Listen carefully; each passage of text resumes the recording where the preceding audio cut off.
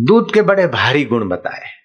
अगर दूध पच जाता है तो रसायन का काम करता है, टॉनिक का काम करता है। शास्त्रों ने कहा कि दूध के गुण स्वाद में मधुरता, चिकनाहट, वायु दोष को और पित्त दोष को नाश करने की शक्ति, दस्तावर और वीर्यवर्धक है। ठंडा करके नहीं पीना चाहिए, लेकिन इसका तासीर ठंडा है। सभी के लिए अनुकूल, जीवन प्रदायक और शारीरिक वर्धक, बालकों के लिए बलदायक और बुद्धि को पोषित करने वाला दूध गाय का। अत्यंत बाजीकरण अर्थात धातु को मजबूत करने वाला, बांधने वाला। कईयों के पतले धातु होने से कमजोर होते, संतान भी कमजोर होती है। उनको गाय के दूध में 1 काली मिर्च के पाउडर का उपयोग करके लेना चाहिए। अत्यंत बाजीकरण, आयुवर्धक और रसायन, विरेचन पेट साफ लाने वाला, वमन एवं बस्ती में भी सेवन करने योग्य। ऋषियों ने कहा इंद्रियों का बल बढ़ाने का वाला। मेरे गुरुजी 90-93 साल के थे, आंखें खूब ठीक थी। हम ज्यादा चतुर बने तो चश्मा पहना है। मेरे गुरुजी 93 साल के थे, दांत सभी ठीक थे। हम ज्यादा चतुर बने, ब्रश और पेस्ट का उपयोग किया, दांत में गड़बड़ हुई, ब्रश और पेस्ट से बचाया अपने को, दातुन ही करने लगे, दांत ठीक होने लगे। तो आपको दातुन का उपयोग ही करना चाहिए। ब्रश हो, पेस्ट हो तो उसको फेंक देना, दूसरों को मत देना, ताकि उनके दांत कमजोर ना हो। इंद्रियों का बल बढ़ाने वाला, जीर्ण, ज्वर और मानसिक रोगों को मिटाने की क्षमता रखने वाला गाय का दूध। देसी गाय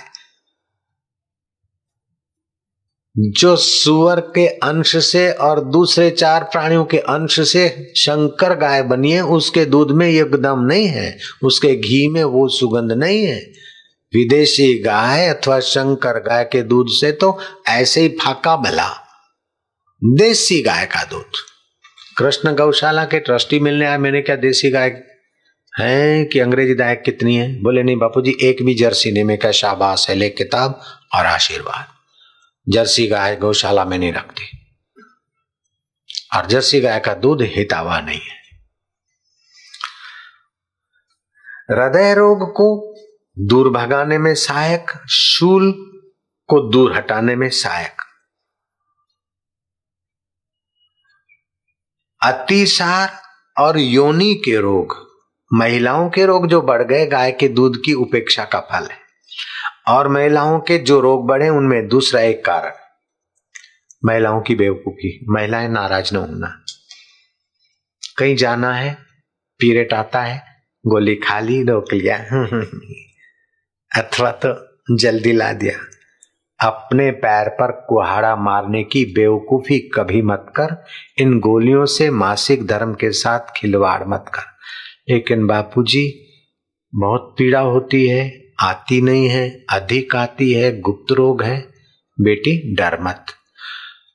तू चांदी का कड़ा न पहने तो कम से कम चांदी की पायल पहन, जिससे मासिक संबंधी रोगों पर फायदे के बहुत बहुत प्रमाण में दे सकता हूं। अर्थात महिलाओं को, बच्चियों को चांदी की पायल पहननी चाहिए। मासिक धर्म में वे बड़ी सहायक होती है। अगर किसी को मासिक धर्म की तकलीफें हैं तो सुबह रात का तांबे के बर्तन में रखा हुआ पानी 4 गिलास पी। मासिक धर्म की तमाम शिकायतें 15-20 दिन में छू हो जाएगी। कब्जियत की शिकायत 8 दिन में छू हो जाएगी। एसिडिटी और गैस की शिकायत 1 महीने में छू हो जाएगी। दम्मा और टीबी आदि 3 महीने में छू होने लगेगी। जोड़ों का दर्द आदि 6 महीने में छू होने लगेगा। पानी प्रयोग के और भी कई फायदे हैं। पानी प्रयोग करना चाहिए। पानी तो सभी को सुबह नेराने पीना चाहिए। हो सके तो सूरज उगने के 2 मिनट पहले उषापान कर लें।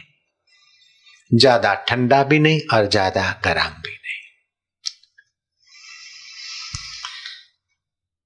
हृदय रोगों को, शूल को, आदि को तो गाय का दूध दूर करता है। थकावट को और घबराहट को मिटाने के लिए भी गाय का दूध औषध का और टॉनिक का काम करता है तथा गर्भपात में भी निरंतर हितकारी है। गर्भपात के रुग्ण महिलाओं को भी गाय का दूध वरदान रूप है, सुरक्षा करता है। जब दूध में इतने गुण हैं तो उसके न पचने से अथवा उसके विकृति से अवगुण भी इतने हो जाते। दूध को अधिक उबाल दिया तो वो पचने में जो थोड़ा बहुत भारी है वो अति भारी हो जाता है, अजीर्ण बनता है, फिर कफ और वायु बढ़ाता है, कब्जियत और बीमारी बढ़ाता है। इसलिए दूध को ज्यादा उबालना हो तो जितना उबालना है उतनी मात्रा में थोड़ा पानी डाल देना चाहिए। भैंस का दूध इतना गुणकारी नहीं जितना गाय का दूध गुणकारी। दूध के गुण सुन लिए लेकिन दूध के अवगुण भी सुन लो। पनीर बनाकर खाया तो तुम्हारी खैर नहीं। हार्ट अटैक अथवा तो बाईपास सर्जरी का आप बीज बोते हैं, वो पचता नहीं मावा, काफी तो निकल जाता है ऐसे ही, बाकी कुछ अंश में रहता है, वो रक्त के साथ उसके कण घूमते रहते हैं। पनीर हो, चाहे रसगुल्ला हो, चाहे मावा हो, चाहे और चीज कुपाच्य हो, वो आपकी नाड़ियों में सूक्ष्म रूप से पड़ी रहती, दोषों में रक्त के प्रवाह के साथ थोड़ी बहुत हिलती धुलती। जब यहाँ हृदय को रक्त सप्लाई करने वाली नाड़ी में गुंजाइश होती है, 50 साल के बाद बुढ़ापा होता है, रोग प्रतिकारक प्राण शक्ति कमजोर होती, तो वे कण कहीं इकट्ठे हो जाते। जहां पान की पिचकारी होती दूसरी वहीं लोग मारता है, जहां सीटी लगी होती वहां दूसरा बच्चा वहां सीटी मार देता है, पिचकारी मार देता है। ऐसे ही जहां एक कण, जहां कचरा है दूसरा कचरा वहां आ ठहरता है। ऐसे ही जहां 10 सत्संगी है वहां 10 और आ जाते, और जहां बदमाश 10 बैठे हैं तो 5 और वहां आ जाएंगे। ऐसे तुम्हारे शरीर की व्यवस्था भी ऐसी है। तो जो नहीं पचे हैं और रक्त के साथ वे सूक्ष्म तर कण घूम रहे, वो आपकी उस नाड़ी में आपके प्राण शक्ति कमजोर होते ही वहां रुक जाएंगे, फिर दूसरे रुके, तीसरे रुके, तीसरे धीरे धीरे वो सप्लाई की गली सकड़ी होती जाती है। आपको बाईपास सर्जरी करने की नौबत आती है अथवा हार्ट अटैक की नौबत आती है।